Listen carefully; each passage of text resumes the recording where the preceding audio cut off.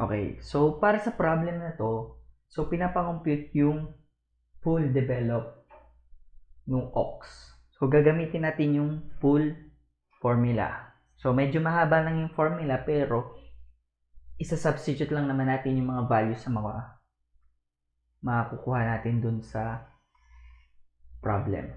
So kailangan natin yung W, which is the weight of the animal. So yun ay 900 kilograms.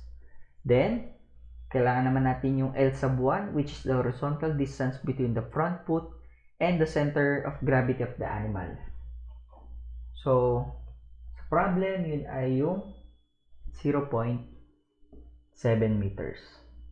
And, yung ating mu, which is the coefficient of friction between hoop and ground surfaces, yun ay 0.95. So, di ba? Identify lang natin. Hanapin lang natin sa problem. Okay. Next. So, kailangan naman natin para sa denominator is yung una, L, which is the horizontal distance between the front and the rear foot. So, yun ay 1.4. Plus, product daw ng H sub 2 and mu. H sub 2 natin is height of the neck load point from the ground. So, ito sa problem, ito yung height of the neck yoke point from the ground, which is 1.2. So, multiply daw sa mu, which is 0.95. So, kailangan muna natin daw itong i-multiply din bago i-add dito. Then, itong kabuuan na ito, multiply natin siya sa cosine. Anong angle? So, ang theta natin is angle of line of pull, which is 30 degrees. Then, plus L sub 2, which is the horizontal distance of the neck load point from the front foot. So, yun ay 0.3.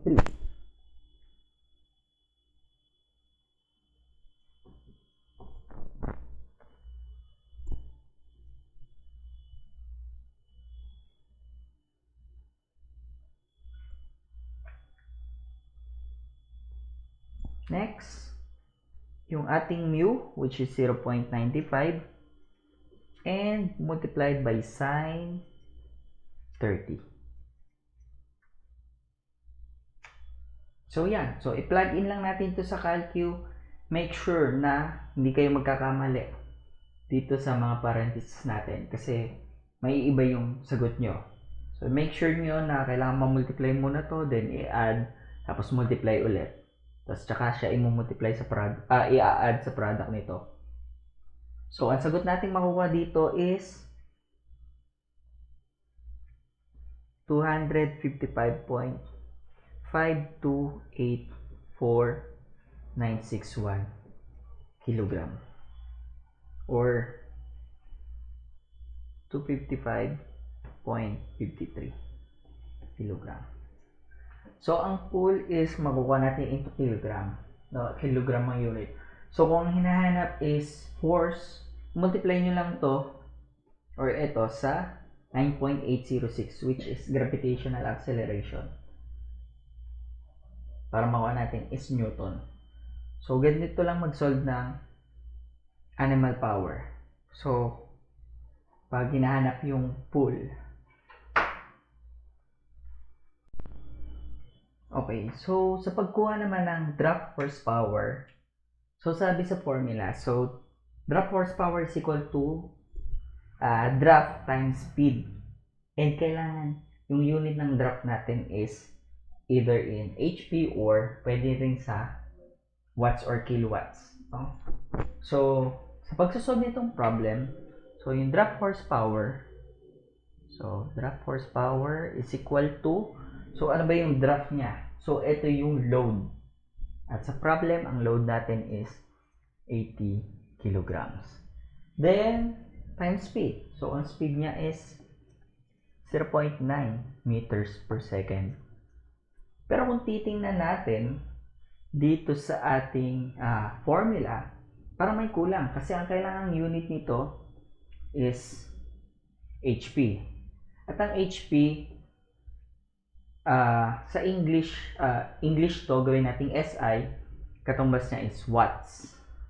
No? Ito ay unit ng power. And yung watts, pag binasag natin itong watts, siya ay Newton meter per second. No? So, kaya lang, ang Newton meter per second, pwede pa natin itong basagin, no? Magiging kilogram, itong Newton is kilogram meter per second square times ito pang natitira na meter per second. So, kung titingnan natin itong formula, meron lang dito is merong kilogram at meron tayong meter per second.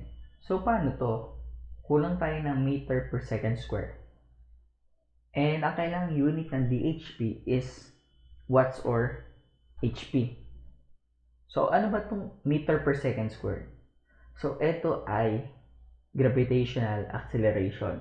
So, 9.81. Pero, sa mga pagsusolve ng problem, ang ginagamit ko ay 9.806 meters per second square.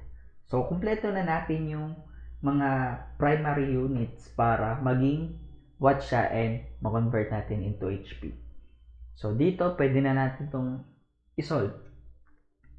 So, pag in-input natin to sa Calcu, 80 times 0.9 times 9.806, ang lalabas ay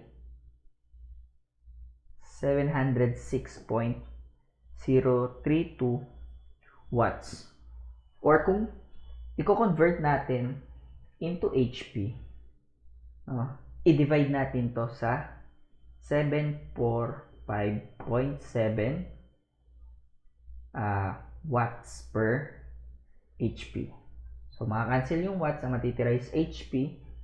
Ang magiging sagot natin is 0.946803449 HP or 0.95 HP. So, ganoon. So, pagka